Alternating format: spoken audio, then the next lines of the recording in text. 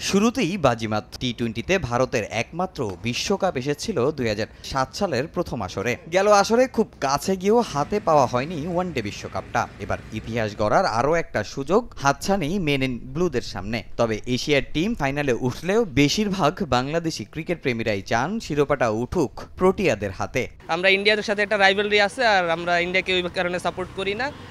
আর south আফ্রিকার যে বিষয়টা, সেটা হচ্ছে সাউথ আফ্রিকার একটা তকমা আছে যে চোকার্স, তারা কখনো ফাইনাল খেলে নাই, আর সেই জন্যই আমরা সাউথ আফ্রিকাকে সাপোর্ট করবো। তাদের প্লেয়াররা ওই রকম রেসপেক্ট পায় না আমাদের কাছ থেকে।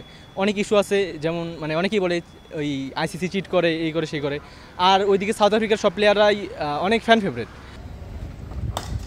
লাল সবুজের ক্রিকেট প্রেমীদের বেশিরভাগ দক্ষিণ আফ্রিকার মাথায় সেরার মুকুট দেখার অপেক্ষায় থাকলেও দেশে টিম ইন্ডিয়ার সমর্থক সংখ্যাও নেহাত কম নয়। ব্যাটিং, বোলিং, ফিল্ডিং 3 ডিপার্টমেন্টই দুর্দান্ত প্রতাপ রোহিতের দলের। অনেকেরই বিশ্বাস এবার অন্তত আক্ষেপ ঘোচাবে ভারত।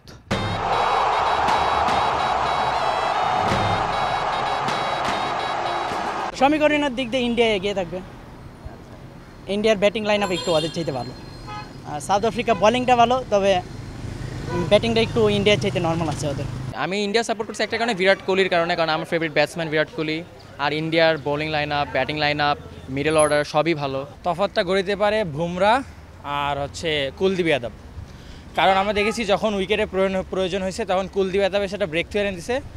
আর দেখতেছি ওয়েস্ট ইন্ডিজের যে পিচে স্লোয়ার বল কাজ দিচ্ছে। এখনো পর্যন্ত ওয়ানডে ও টি-20তে সব মিলিয়ে 7 বার সেমিফাইনাল থেকে বাদ পড়েছে দক্ষিণ আফ্রিকা। আর 11 বছর ধরে কোনো শিরোপার মুখ দেখেনি টিম ইন্ডিয়া। তামিম হোসেন, সময় সংবাদ, ঢাকা।